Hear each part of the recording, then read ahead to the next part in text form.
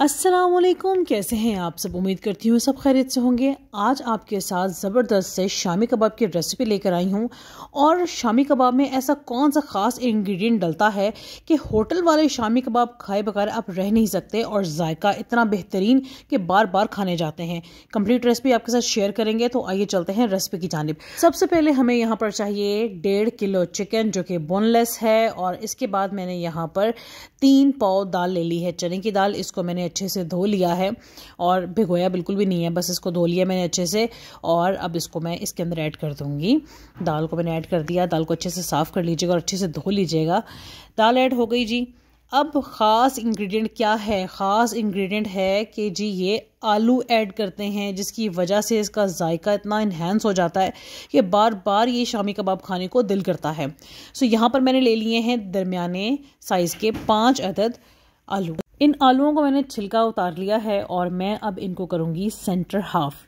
Centre में से आधा कर दूँगी और आधा करने के बाद फिर मैं इन तमाम आलूओं को इस मटेरियल के अंदर ऐड कर दूंगी। ये खुफिया इंग्रेडिएंट है, जो होटल में आप शामी कबाब खाते हैं ना, वहाँ पर ये लाजमी इसको ऐड करते हैं। इससे क्वांटिटी भी बढ़ जाती है कबाब की, प्लस जायका भी बहुत अच्छा आता है। और बिल्कुल भी जब आप कबाब खाते हैं तो आलू का जायका बिल्कुल भी नहीं पता चलता कि आपने इसके अंदर आलू ऐड किए हैं। चले, मैंने इसको हाफ कट कर लिया और अब मैंने ये आलू इसके अंदर ऐड कर दिए हैं। अब यहाँ पे मैंने दालचीनी का एक टुकड़ा ले लिया है, वो ऐड कर दिया। तेज़पात 2 पत्ते ले लिए मैंने, वो डाल दिए। ज़ीरा 1 चम्मच भर के इसके अंदर ऐड करूँगी। अब यहाँ पर मैंने साबुत खुश्क धनिया लिया है, ठीक है, 1 चम्मच, और मैं इसको अब हाथ के तेली से अच्छे से मसल कर ऐड करूँगी। बिल्कुल साबुत नहीं डालूंगी, लेकिन इसको आप या कूट लें, दरदरा कूट लें, या फिर हाथ के हथेली से तोड़ लें। ये जायका और खुशबू दोनों को बहुत ज़्यादा बढ़ा देता है। ये देखिए, मैं आपको दिखा देती हूँ। हथेली से जब मैंने इसको किया मैश तो ये टूट गए हैं, हाफ हो गए हैं। नमक आप ले लें हस्बे ज़रूरत। मैंने यहाँ पे 1 चम्मच ले लिया है। लाल मिर्च का पाउडर ले लिया है, 2 चम्मच भर के लिया है क्योंकि ये स्पाइसी बनेंगे। 1 चम्मच मैंने यहाँ पर ले लिया है चिली फ्लेक्स का, इनकी कुटी हुई लाल मिर्च का। गरम मसाला लिया है आधी चम्मच। बस जी, ये इसके मिसाले हैं। और इसके अलावा हम हल्दी ऐड करेंगे ताकि अच्छा कलर आ सके।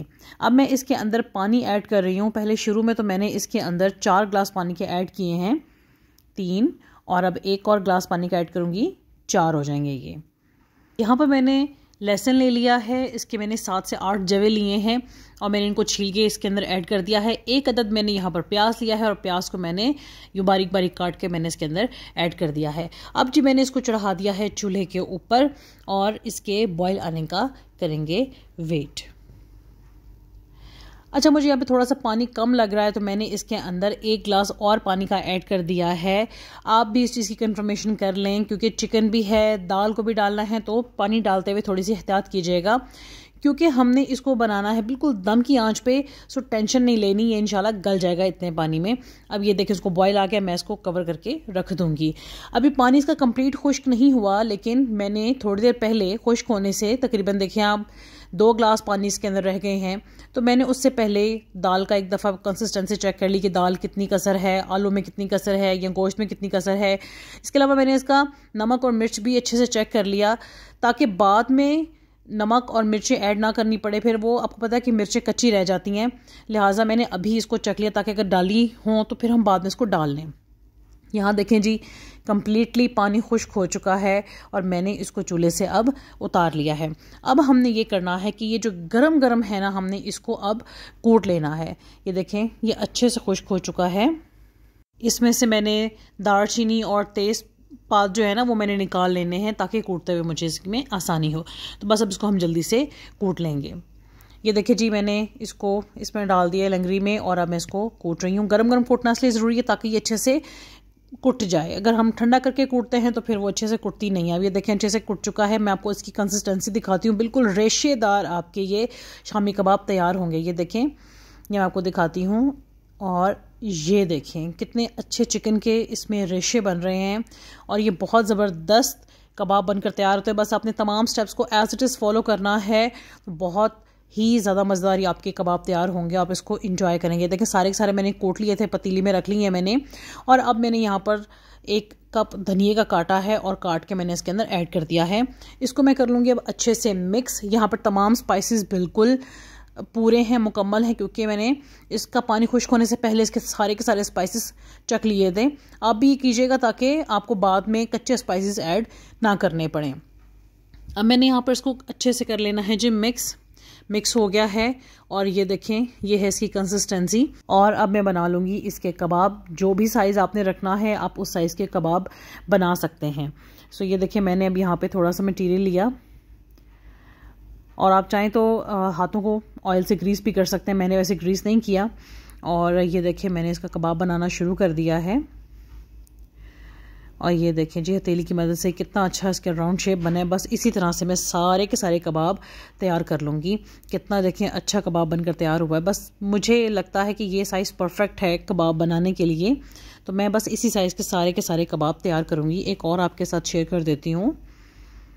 یہ دیکھیں ہتھیلی کی مدد سے بس اس کو راؤنڈ کرتے جائیں تو بہت اچھے اور بہت زبردست یہ دیکھیں اس کی شیپ بن گئی. یہ فائنلی جی دیکھیں کتنے ڈھیر سارے کباب بن کر ہو گئے ہیں جی بالکل تیار. اب آپ اس کو سیو بھی کر سکتے ہیں، یعنی کہ میں ابھی آپ کو دکھاتی ہوں کہ میں کس طرح سے سیو کرتی ہوں. فریز کر لیتی ہوں ان کو، پھر یہ میرا تقریباً پورا مہینہ یہ والے کباب چلتے ہیں. اب یہ دیکھیں کہ اس مٹیریل میں کتنے ڈھیر سارے یہ شامی کباب بن کر بالکل تیار ہو چکے ہیں. تو ابھی میں جس طریقے سے اس کو سیو کرتی ہوں وہ آپ کے ساتھ شیئر کرتی ہوں. تو میں کبابوں کو اس طرح سے سیو کرتی ہوں کہ ایک لیئر بیک کی اور ایک لیئر کباب کی، پھر ایک لیئر بیک کی، ایک لیئر کباب کی، پھر اس طرح کور کرتی جاتی ہوں. اور اس طرح سے پھر بہت لمبے عرصے تک، یعنی کہ 1 مہینے تک میرے ویسے کباب جو ہے وہ ختم ہو جاتے ہیں. تو میں اس طرح سے سیو کرتی ہوں، کباب کو فریز کر لیتی ہوں.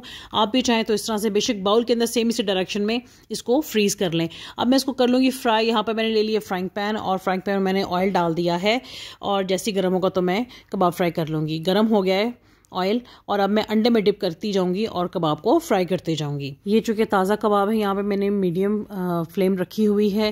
بس جیسے ہی سائڈ کلر چینج کرے گی تو میں اس کی سائڈ کو پلٹا دوں گی. ابھی دیکھیں ایک سائڈ سے کلر چینج ہو گیا ہے تو میں نے اس کی سائڈ پلٹا دی ہے. میں اس طرح سے سارے کے سارے کبابس کی جو ڈائریکشن ہے وہ چینج کر دوں گی، کیونکہ سب کا کلر ہلکا ہلکا چینج ہو گیا ہے. یہ فریز کباب نہیں ہے لہٰذا یہ جلدی ابھی ہو رہے ہیں، لیکن اگر فریز ہوتے ہیں کباب تو پھر تھوڑا سا ٹائم لیتے ہیں. اس میں آپ فلیم کو اور کم کر لیں. یہ کباب آپ کو نزدیک سے دکھا دیتی ہوں. دیکھیں کتنے زبردست یہ کباب بن کر تیار ہوئے ہیں. آپ نے بس اس ریسیپی کو ایز اٹ از فالو کرنا ہے. بہت ہی زبردست یہ کباب بن کر ریڈی ہوں گے. فائنلی جی ہمارے کباب ہو گئے ہیں بالکل تیار. ریشے دار یہ کباب بن کر تیار ہوئے ہیں. امید کرتی ہوں کہ آپ کو آج کی ریسیپی پسند آئی ہوگی. اپنا رکھیے گا بہت سارا خیال. مجھے دیجیے گا اجازت. اللہ حافظ.